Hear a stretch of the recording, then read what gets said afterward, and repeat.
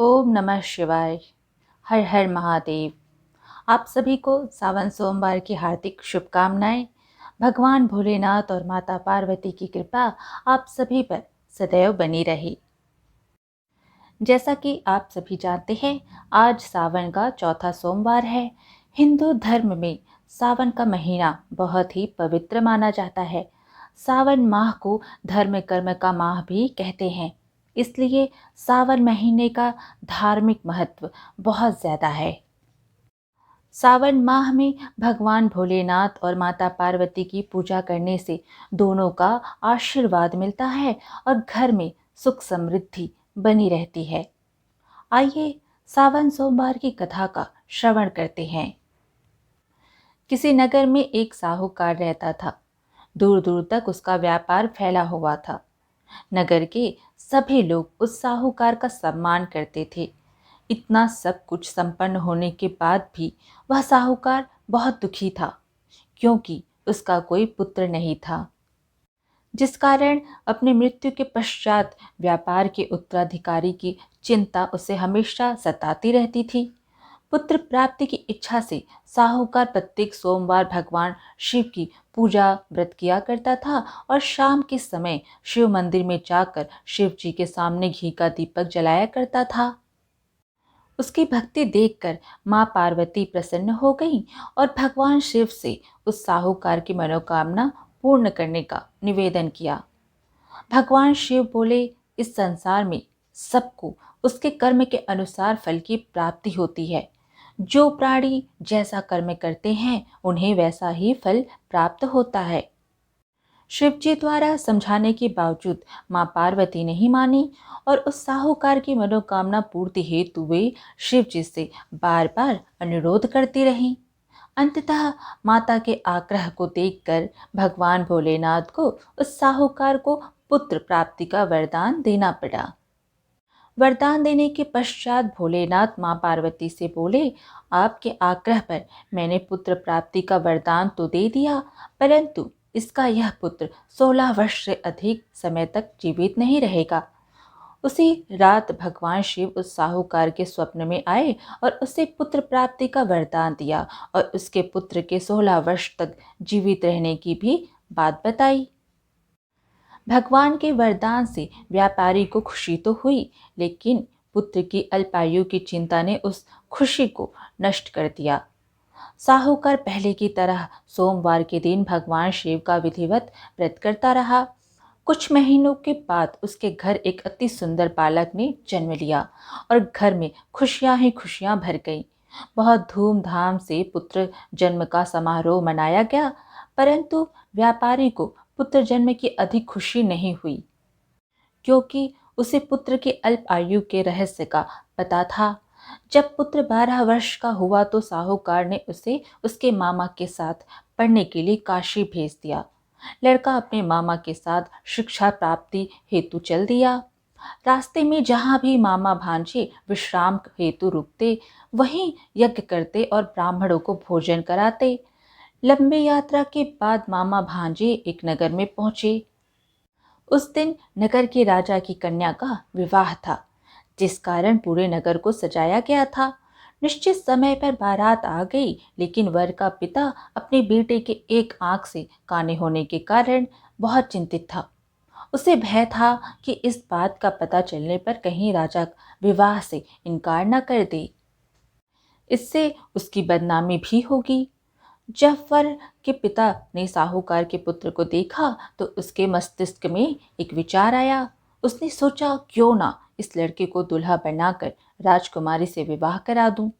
विवाह के बाद इसको धन देकर विदा कर दूंगा और राजकुमारी को अपने नगर ले जाऊंगा। वर के पिता ने लड़के के मामा से इस संबंध में बात की। मामा ने धन मिलने के लालच में वर के पिता की बात स्वीकार कर ली। लड़के को दूल्हे का वस्त्र पहनाकर राजकुमारी से विवाह कर दिया गया। राजा ने बहुत सारा धन देकर राजकुमारी को विदा किया। शादी के बाद लड़का जब राजकुमारी के साथ लौट रहा था तो वह सच नहीं छिपा सका और उसने राजकुमारी के ओढ़नी पर लिख दिया, राजकुमारी, तुम्हारा विवाह मेरे साथ हुआ था, मैं तो काशी पढ़ने के लिए जा रहा हूँ और अब तुम्हें जिस नवयुवक की पत्नी बनना पड़ेगा वह कान्हा है। जब राजकुमारी ने अपनी ओढ़नी पर लिखा हुआ पढ़ा तो उसने काने लड़के के साथ जाने से इनकार कर दिया। राजा को जब ये सब बातें पता लगी तो उसने राजकुमारी को महल में ही रख लिया। उधर लड़का अपने मामा के साथ काशी पहुंच गया और गुरुकुल में पढ़ना शुरू कर दिया। जब उसकी आयु 16 वर्ष की हुई तो उसने यज्ञ किया। यज्ञ के समाप्ति पर ब्राह्मणों को भोजन कराया और खूब अन्न वस्त्र दान किए। रात को वह अपने शयन कक्ष में सो गया। शिव के वरदान के अनुसार शयनावस्था में ही उसके प्राण पखेरु उड़ गए। सूर्योदय पर मामा मृत भांजे को देखकर रोने पीटने लगा। आसपास के लोग भी एकत्र होकर दुख प्रकट करने लगे। लड़के के मामा के रोने विलाप करने के स्वर समीप से गुजरते हुए भगवान शिव और माता पार्वती जी ने भी सुने। माता पार्वती ने भगवान शिव से कहा, प्राणनाथ, मुझे इसके रोने का स्वर सहन नहीं हो रहे। आप इस व्यक्ति के कष्ट को अवश्य दूर करें। भगवान शिव ने माता पार्वती के साथ अदृश्य रूप में समीप जाकर देखा तो भोलेनाथ माता पार्वती से बोले, यह तो उसी साहूकार का पुत्र है जिसे मैंने 16 वर्ष की आयु का वरदान दिया था। इसकी आयु पूरी हो गई है। माँ पार्वती ने फिर भगवान शिव से निवेदन कर उस बालक को जीवित देने का आग्रह किया।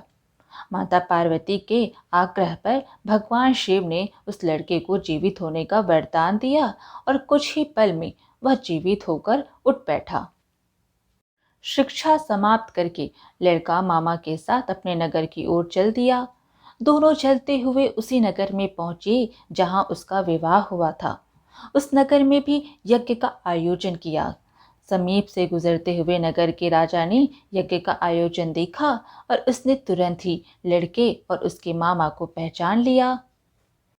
यज्ञ के समाप्त होने पर राजा मामा और लड़के को महल में ले गया और कुछ दिन उन्हें महल में रखकर बहुत सा धन, वस्त्र आदि देकर राजकुमारी के साथ विदा कर दिया। इधर भूखे प्यासे रहकर साहूकार और उसकी पत्नी बेटे की प्रतीक्षा कर रहे थे। उन्होंने प्रतिज्ञा कर रखी थी कि यदि उन्हें अपने बेटे की मृत्यु का समाचार मिला तो दोनों अपने प्राण त्याग देंगे। परंतु जैसे ही उसने बेटे के जीवित वापस लौटने का समाचार सुना तो वह बहुत प्रसन्न हुआ। वह अपनी पत्नी और मित्रों के साथ नगर के द्वार पर पहुंचा। अपने बेटे के विवाह का समाचार सुनकर पुत्र वधू राजकुमारी को देखकर उसकी खुशी का ठिकाना ना रहा। उसी रात भगवान शिव ने साहूकार के स्वप्न में आकर कहा, हे श्रेष्ठी, मैंने तेरे सोमवार के व्रत करने और व्रत कथा सुनने से प्रसन्न होकर तेरे पुत्र को दीर्घ आयु प्रदान की है। पुत्र की लंबी आयु जानकर साहूकार बहुत प्रसन्न हुआ। शिव भक्त होने तथा सोमवार का व्रत करने से साहूकार की सभी मनोकामनाएं पूर्ण हुई। इसी प्रकार जो भक्त सोमवार का विधिवत व्रत करते हैं और व्रत कथा सुनते हैं, उनकी सभी इच्छाएं पूरी होती है। इस प्रकार आज की कथा यहीं पर समाप्त हुई। फिर मिलेंगे एक और धार्मिक कथा के साथ। वीडियो पसंद आए तो लाइक शेयर ज़रूर करें और धार्मिक कथाएं सुनने के लिए हमारे चैनल को सब्सक्राइब कर लीजिए। हर हर महादेव।